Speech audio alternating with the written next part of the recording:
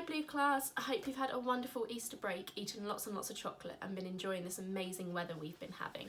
Missing you all lots and wishing we could be together in the classroom like normal, but hope you're staying super positive during this difficult time and looking after each other from a distance. I've got my fingers crossed that we get to be back in the classroom again soon.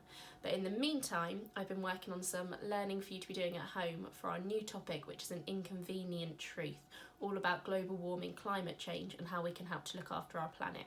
And I thought there's no better person to help us with that than finding out a little bit more about Greta Thunberg, who has done some amazing protests and things to help. So I'm going to read you a book this morning called Greta and the Giants by Zoe Tucker, which is all about Greta and what she's been up to.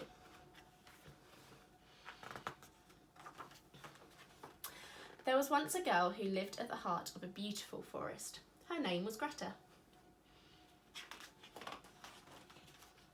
One morning, things weren't quite as they should be. Greta stepped out into her garden, and there, huddled together in the shadows of the trees, were all the animals of the forest. A soft, silvery brown wolf stepped forwards, with his tail low to the ground. "Please help us," he whispered. "The forest is broken, and we don't know where to go. The giants are ruining our home." The giants had always been there, for as long as Greta could remember, but now they were worse than ever. They were huge, lumbering oafs, and they were always busy. They chopped down trees to build homes, then they chopped down more trees and built bigger homes. The houses grew into towns, and the towns grew into cities. They built factories and shops and cars and planes. They worked all day and all night, until eventually there was hardly any forest left. But the greedy giants had forgotten how wonderful the forest was. They didn't see all the little birds and bugs and butterflies and bears that trembled in the shadows, and no one told them to stop because everyone was scared of them. Everyone except Greta. "Will you help us?" asked the wolf. Greta looked around her. The animals looked tired and sad. She had to help them, but how? Then Greta had an idea. The next morning, Greta went to the middle of the forest and waited for the giants to come. She stood alone, holding a big sign. The sign said "Stop." She waited and waited. On the first day, the giants didn't see her and lumbered on by, and on the second and third day too. But on the fourth day, something strange happened. A little boy who had been watching Greta made a sign and came and sat down next to her. He didn't say much, but Greta knew he felt just like she did.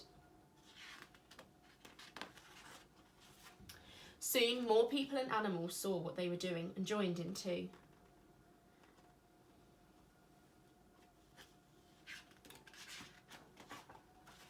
Before long, a huge crowd filled the forest, stretching out to the city and the roads beyond. They stood together and waited.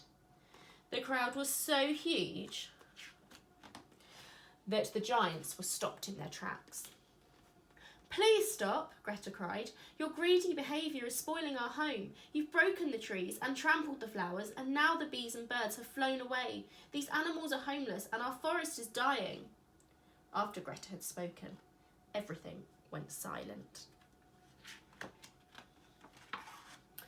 But then everyone in the crowd began to shout, "The smoke from your fires is choking the air, and please stop cutting down the trees. You can help plant some new ones and mend my home. We need to take care of our forest and live together. Will you please try?" they all said. The giants shuffled and fidgeted and stomped their feet on the ground. They were embarrassed and a little bit sad. You see, the giants were so busy building, they didn't see what they were doing to the forest, or the animals who lived there. The giants felt terrible. "We're sorry," they said, and they promised to try harder. So from that day on, the greedy giants weren't so greedy. They slowed down and learnt to sit quietly. They stopped working all the time and instead took up new hobbies. They stopped chopping down trees and learnt all about gardening and living in the forest. They cooked, repaired, tidied and shared, and before long, the forest became more beautiful than they could ever have imagined. So hopefully with our help and Greta's help, we could try and make our planet a better place too. So this week some of your work has been set around Greta Thunberg that will all be up on the website. Please make sure you're using the Purple Mash blog, as I would love to see all your amazing work and keep in contact with you all. But for now, keep safe, keep smiling, and I miss you all lots. Bye.